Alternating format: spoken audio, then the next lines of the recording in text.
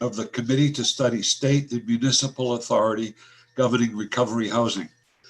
Before we get started, I'll read through a checklist to ensure that the meeting we're holding is in compliance with the right to know law. I find that due to the state of emergency declared by the governor as a result of the COVID-19 pandemic, and in accordance with the governor's emergency order number 12, pursuant to Executive Order 2020-04 and its extensions, this public body is authorized to meet electronically. Please note that there is no physical location to observe and listen contemporaneously to this meeting, which was authorized pursuant to the governor's emergency order. In accordance with the emergency order, I am confirming that one, we are providing public access to the meeting by telephone, with additional access possible by video and other electronic means. We are utilizing Zoom for this electronic meeting. All members of the committee and selected legislative staff have the ability to communicate contemporaneously in this meeting through this platform, and the public has access to contemporaneously watch and or listen to the meeting on Zoom, YouTube, and via phone by following the directions and links provided on the General Court website. We have provided public notice of the necessary information for assessing the meeting in the Senate calendar. We are providing a mechanism for the public to alert the public body during the meeting if there are any problems with access. If anyone has a problem, please email remote@leg.state.nh.us or call 603-271-2609. In the event the public is unable to access the meeting, it will be adjourned and rescheduled. Please note that all votes taken during this meeting shall be done by roll call vote. Finally, let's start the meeting by taking attendance. When each member states their presence, please also state where you're located, and if anyone else is in the room with you during the meeting, which is a requirement under the right to know law.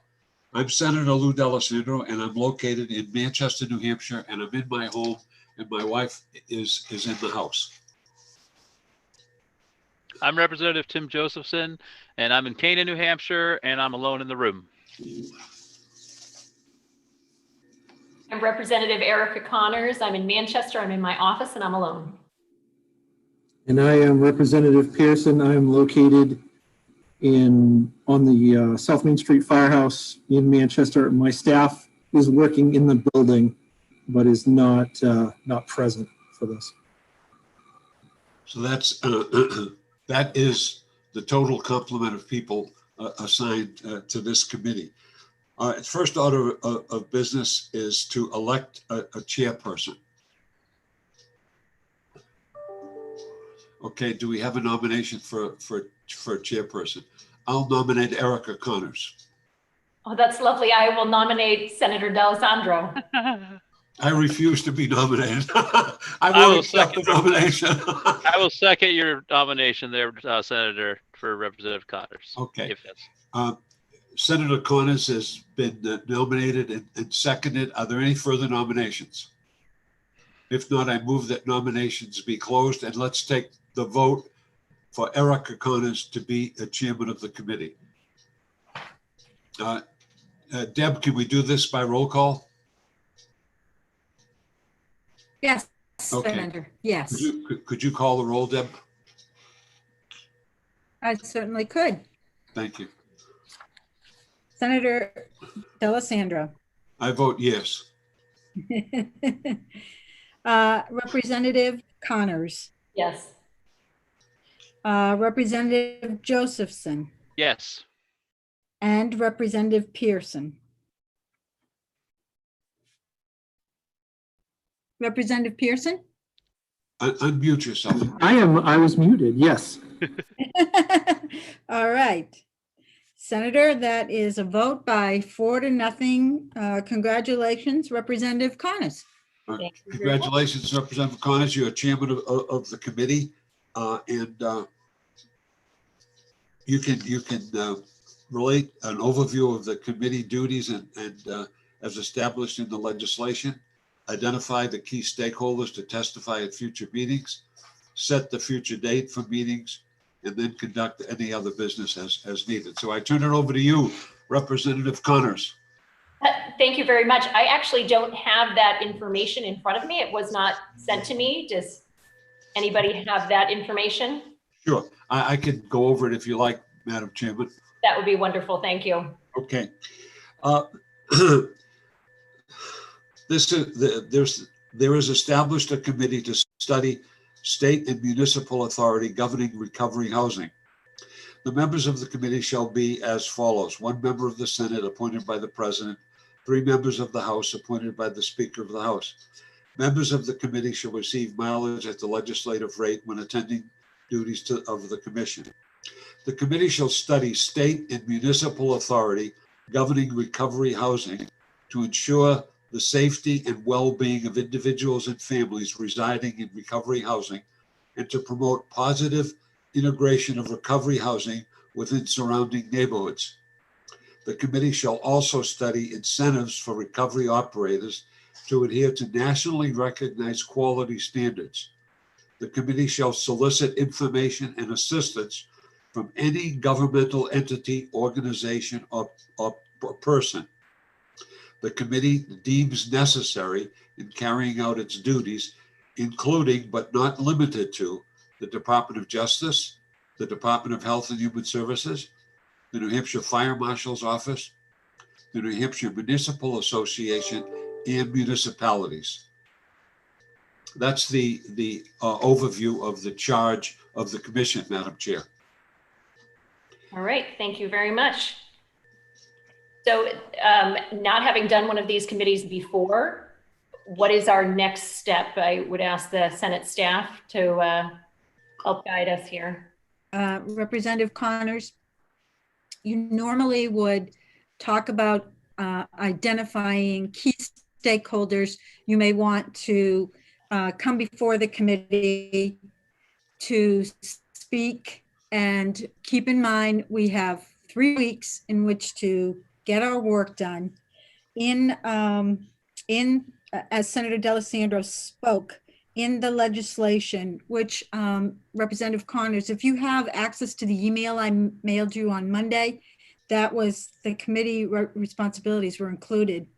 But it suggests that the committee might listen to the Department of Justice, the Department of Health and Human Services, New Hampshire's Fire Marshal's Office, the New Hampshire Municipal Association, and any municipality who may want to come and speak. This looks like a pretty heavy load for 3 weeks, so we've got our work cut out for us. Absolutely. So the next step would be for me to be in contact with those folks and to set up appointments for them to come in and meet with us and set up the meetings through your office. Is that correct? Representative, we can talk here and decide who we want to come, and then I will contact them and set them up. Wonderful. You know, we'll also need to set up, you know, meeting dates and times. We'll need to do that before we finish here today. Alan Rath is on with us from the Senate staff, and he can check the schedule, the Zoom schedule, to make sure that we'll have there'll be adequate space for us for our meetings. So I would suggest that you that we all talk about who we might want to listen to. All right. Well, having worked on some legislation for recovery housing already, the number one person I believe we should speak to would be the New Hampshire Fire Marshal. Paul Parisi has done a wonderful job of giving information and sharing information in the past, so I would definitely like to add him to that list. And then the chief of the Manchester Fire Department as well has given quite a bit of feedback in terms of recovery housing. Yeah, Manchester Fire, the point of contact for them is probably really Pete Lennon, who's the city fire marshal. I've met with him already, just in passing, as we were appointed to this committee quite some time ago. And his work on this topic has been extensive over the years. So I would imagine that Chief Goonan would have him do that anyway, and certainly they've both been knee deep into this issue. So I would imagine that if it's not just Marshall Lennon, that the two of them together would probably come before the committee. Very good. I would, Madam Chair, I would suggest from Health and Human Services, when we were putting legislation together, and I know you worked on some and I worked on some, we did have the person from Health and Human Services who oversaw housing and who actually brought some proposals before us with regard to housing. And Sonia, do you remember her name? Chris, is it Chris Santa something? Not Yes, Chris Santorini, but the other one. Oh, I know who you mean. You know, I- not Chris Santinello, but the other woman. oh. But I think Chris Santinello is now doing housing. I think, Erica, that Chris Santinello is doing housing. We might check on that to find out, or there may be but another name, but somebody from Health and Human Services should testify, because they have to oversee all of this. Okay. And do we have somebody from Recovery Housing that would be important to bring together? There are a couple different organizations that I know have been working on this topic for a while. Sonia, did you have something to add to that? I see in our list of attendees, Jenny O Higgins has a hand raised. I think she might be from HHS. Anyone else? Am I right? I don't know. I don't know her. Yeah. Is there a way for her to respond there's no chat in the webinar, is there? I can bring her in for a moment if you'd like. I think that would be fine, yes. Yep. Hi there, I'm Jenny O Higgins. I am the Senior Policy Analyst for Behavioral Health with the Department of Health and Human Services. I really just wanted to say that I was here from Health and Human Services in case we needed to connect on and maybe it's a couple different divisions that might need to be involved, housing, as well as the Bureau of Drug and Alcohol Services. And Right. and I did work very closely on this particular piece of legislation. So I just wanted you to know that I was available for any questions during the meeting. Great. Jenny, Chris Santinello would be the housing person, but who would be the drug and alcohol person? It's likely myself or another representative, Rob or O'Hannon or Lindy Keller may also, come and help present as well. Okay. There was another woman who dealt with us during this process at Health and Human Services. Does Melissa Hatfield ring a bell? No, Nope. no. Kind of thing. It's a Hispanic name. Annette Escalante. Annette Escalante. That's the one. That's the one. She is actually working for Farnham Center, the treatment provider now. She's left DHHS. Okay. That was the Bureau of Drug and Alcohol Services director. And I think I should be able to help coordinate any information that you might need from great. Bureau of Drug and Alcohol Services. So Okay, that would be terrific. I think consider me that new point of contact. Okay, Jenny, you're on board. You are the point. All right, thank you. Thank you very much. Other suggestions of people that we should be bringing in to speak? I am looking at my notes from HB 311, which came to our committee, that your bill there, Representative Connors, and the other person that we haven't brought up is New Hampshire Legal Assistance, because they testified and they were opposed to the bill. It's more that they had, issues with the unintended consequences and the legal ramifications and stuff. So I think they might be a good one to pull in and get their input as to how we can thread that needle without violating, disability rights and stuff like that. Sounds good. And am I correct in thinking that it was New Hampshire Core that came and spoke before the committee? That sounds right. Is Elliot Berry is the name that I have here. Elliot's with legal assistance. Okay, then that is who that was. It was testifying on that was Elliot Berry, and then Dan Goonan from Manchester Fire Chief, And then Sean Toomey, Deputy State Fire Marshal, who I see in attendance here. Hi. And then Cordell Johnson from N8 Municipal Association. Okay, and then I have a couple other individuals that came forward from individual recovery housing that spoke when the bill was in front of Health and Human Services as well. But if we could check on New Hampshire Core, I believe that was another organization that was involved in the discussions. Is that, Representative, is that spelled C-O-R-E, New Hampshire Core? That's what my notes show. Yes, it's been quite a few months. Yes, though.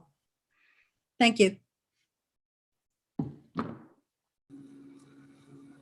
Anyone else? Any other thoughts?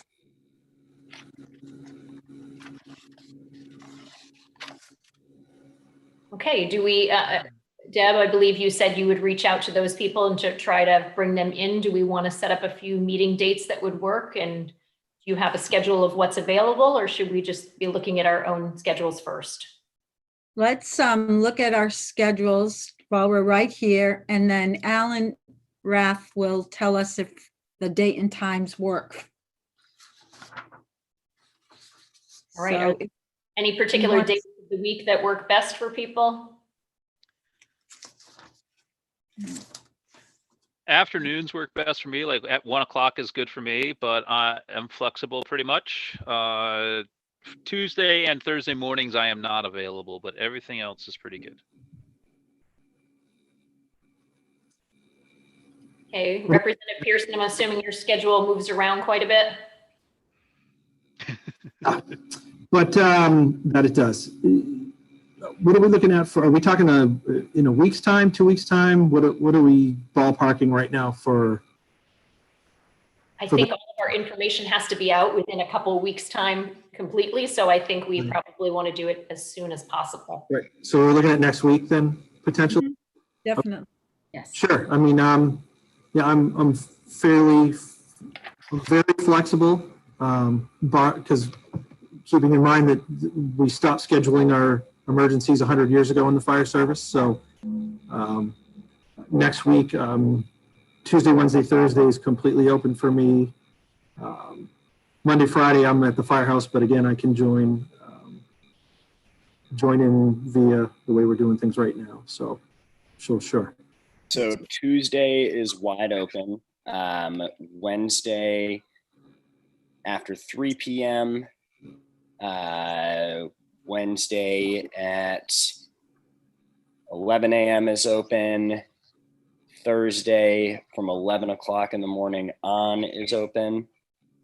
And then you guys said Tuesday, Wednesday, Thursday. So that's what we got for those 3 days. So we're looking at Representative Connors Tuesday, the 20th, or Thursday, the 22nd, both at 1 p.m. I think both would work for me. I don't know if everybody else is okay with those two times. That works for me. Yeah, that'd be fine. I think Tuesday looks better for Senator D'Alessandro. Senator, on Thursday, I see that you have something at 2 p.m. So. Yep. Great. All right. So Tuesday, the 20th at 1 p.m. Yep. Okay. So let's lock in that one. Right. Okay. It's when you said Thursday, I have something at 2. Yeah. Yeah. Not have that? Oh, yeah. Actually, I'm going to be at the mayor's office for a small business meeting or something of that nature. But I could hang in for a while if you did it at 1, or you could fill me in. Yes, I know. You'll have a quorum with 3, as long as 3 are there. It'll be okay. And this has to be done, so you have to do it as time permits. So if you did Tuesday and Thursday at 1, that's fine. Do you want to have 2 next week, or are we just saying for 1? I think that's up to the chair. 2? Yeah, Representative Connors, are you okay with that? Thursday's a little tricky at 1 o'clock. If we can go a little earlier on Thursday. I don't know if there's anything like 11 o'clock, or if Representative Josephson, if that's too early for you.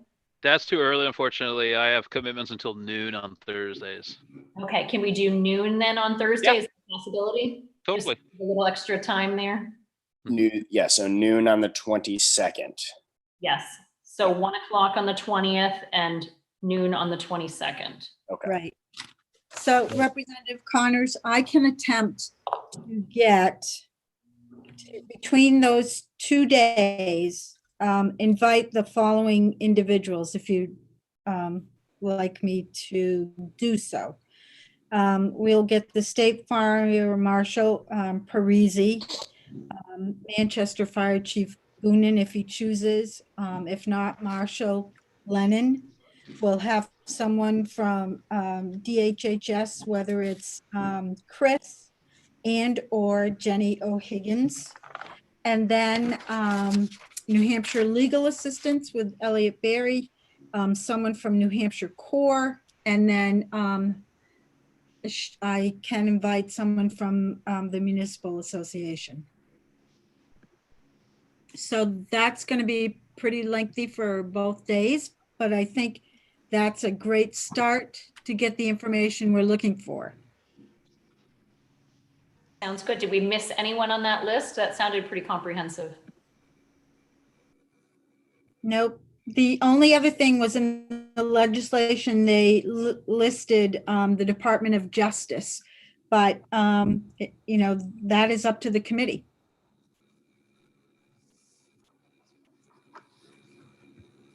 Any thoughts from the Committee on Department of Justice? If that's somebody that we need to have in, I'm not sure it necessarily is. Yeah, unless they had something specific within there, you know, about recovery housing or anything like that, drug and alcohol abuse, something like that, it would be worth it. But I'm not sure if there's anyone in there that would have, you know. I don't think at this point in time, DOJ is necessary. Mm-hmm.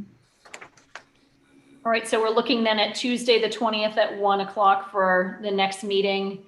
And we'll set the agenda based on who's able to come and speak to us, and then move forward with Thursday as well. Yes, Representative, I will get out minutes from this short meeting and an agenda for next Tuesday. And I will send, Deb, do you want me to send you the Zoom notice information? You may if you want. That Either. would be good. Somebody who has XML that isn't. Say that again? Just somebody who has XML because I don't have it. Yeah. Right. Sounds good. We just have to take a roll call to adjourn, motion to adjourn, and then a roll call. Okay. I make a motion to adjourn. We have a second from Representative Pearson.